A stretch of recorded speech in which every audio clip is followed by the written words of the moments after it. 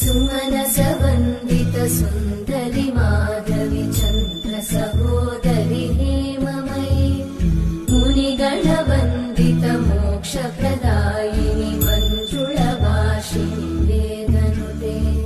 पङ्कजवासिनि देव सुपूजित सद्गुणवर्षिणि शान्तियुते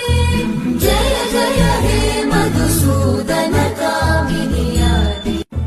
सुमनसवन्दित सुन्दरि माधवि